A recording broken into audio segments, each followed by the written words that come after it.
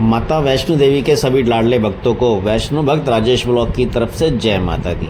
दोस्तों, आप भी आगामी सप्ताह में श्री माता वैष्णो देवी के दर्शन प्राप्त करने के लिए धर्म की नगरी कटरा आ रहे हैं या फिर जम्मू तवी आ रहे हैं, तो आपसे निवेदन रहेगा कृपया करके वीडियो को अंत तक देखिएगा। कुछ महत्वपूर्ण और लेटेस्ट ब्रेकिंग न्यूज़ मैं आपके साथ शेयर करने जा रहा हूँ इस वीडियो के माध्यम से। साथ ही साथ इस वीडियो में आपको बताने की कोशिश करेंगे कटरा में इस समय किस तरह का वेदर है, किस तरह का माहौल है, कितनी यात्रा धर्म की नगरी कटरा पहुँच रही है और किस तरह का आने से क्या क्या सुविधाएं सभी यात्रियों को प्राप्त हो पा रही, सभी जानकारियां देने की कोशिश करेंगे इस वीडियो के माध्यम से। तो चलिए बिना समय गवाए आज का शुरू करते हैं, आज का अपना महत्वपूर्ण वीडियो। जय माता दी।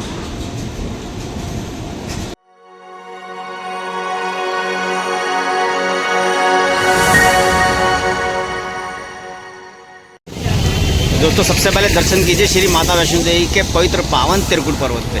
जो त्रिकुट पर्वत की सबसे ऊंची चोटी है वहाँ पे आप देख सकते हैं हल्के फुल्के बादल छाए हुए हैं। और बात करें सुविधाओं की, तो सुविधाएं इस समय निरंतर जारी हैं। हेलीकॉप्टर की सुविधा भी सुबह से लगातार देखने को मिल रही है। करीब मुझे 1-1.5 घंटा हो गया कटरा में पहुंचे हुए, तो लगातार मैं देख पा रहा हूं कि हेलीकॉप्टर की सुविधा लगातार जारी है। अगर दिन में किस तरह के अगर बादल ज़्यादा छाते हैं सानी छत की तरफ, तो हो सकता है हेलीकॉप्टर सुविधा बंद हो जाए। लेकिन ऐसा अनुमान, मेरा अपना अनुमान जो कह रहा है कि जिस हिसाब से इस समय यहाँ पे धूप खिली हुई है, तो मुझे लगता नहीं है कि आज हेलीकॉप्टर की सेवा बंद हो पाएगी।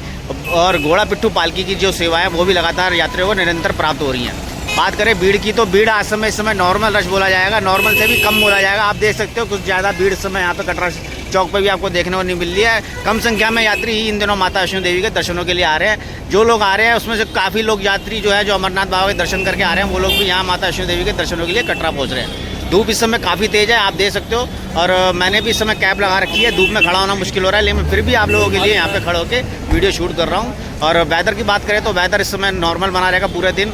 अनुमान इसी का है कि नॉर्मल बना रहेगा और आने वाले समय में रात को हो सकता है कि माता के वैष्णो देवी में कुछ हल्की फुल्की फुहारें पड़ने की उम्मीद है भवन पे। बाकी प्रेडिक्शन करना संभव नहीं है, लेकिन जैसा लग रहा है यहाँ पे कटरा शहर का हिसाब, तो लग रहा है कि भवन पे आपको थोड़ी बहुत हल्की फुल्की बुछारें देखने को मिल सकती है। भवन का जो वेदर होगा वो आपको भवन पे जाके अपडेट करेंगे। फिलहाल आपको मैंने सारी जानकारी दे दी। आप भी अगर आगामी दिनों में माता वैष्णो दर्शन प्राप्त करने के लिए धर्म की नगरी कटरा आ रहे हैं, आराम से आइए, किसी तरह की कोई समस्या नहीं है और आराम से यात्रा सुचारू रूप से जारी है।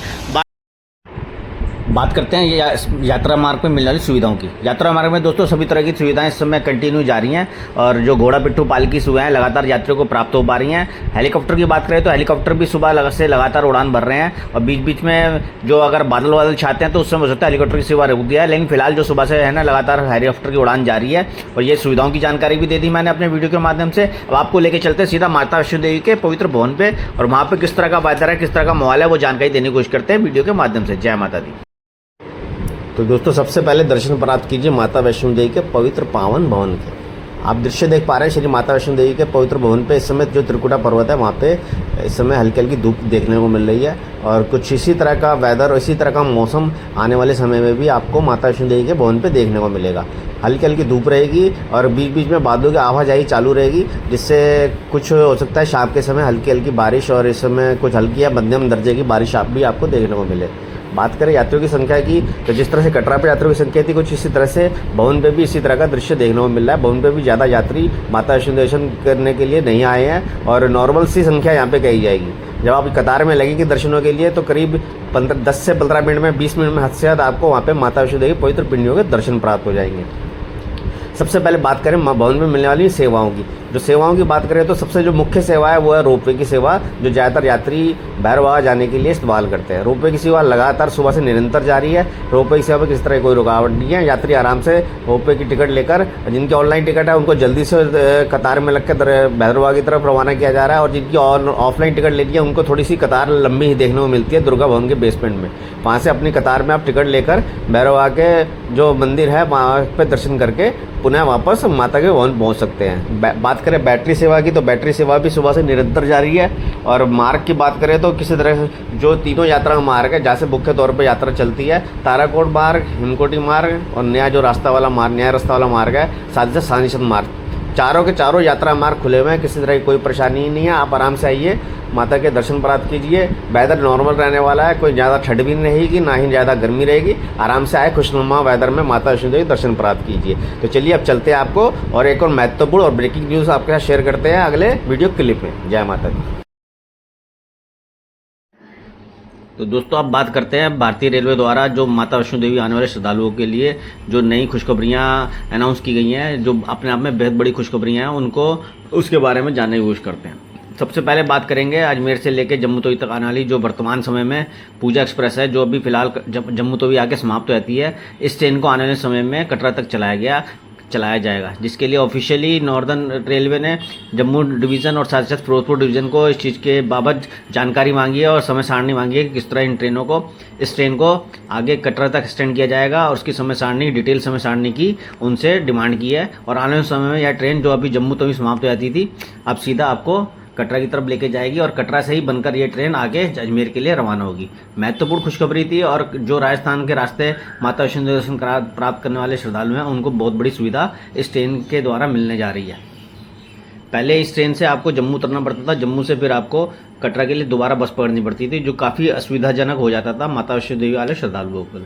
बहुत बड़ी खुशखबरी है, और आशा करते हैं कि जल्दी यह ट्रेन सेवा आपको कटरा तक देखने को मिल जाएगी।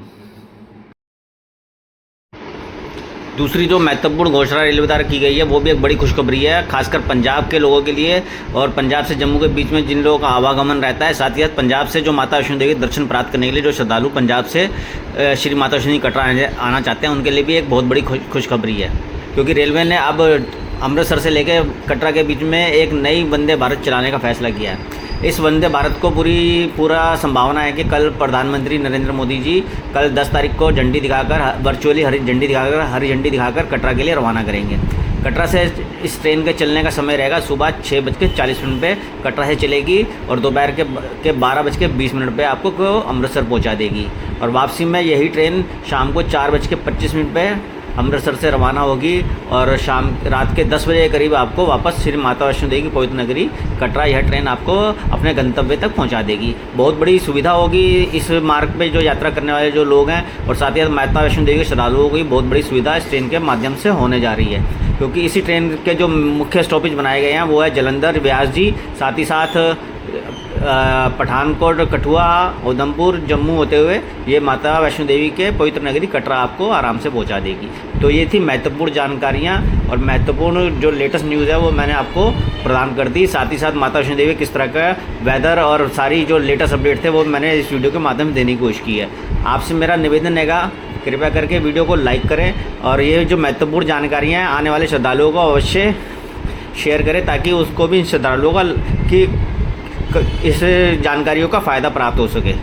तो चलिए अब फिलहाल इस वीडियो को समाप्त करते हैं, और आने वाले समय में दोबारा आपसे जुड़ेंगे लेटेस्ट नज़ारे, ताज़ा वीडियो के साथ। भविष्य में इसी तरह की लेटेस्ट जानकारियों के लिए चैनल के साथ जुड़े रहें, और चैनल को सब्सक्राइब अवश्य कीजिए। जय माता दी।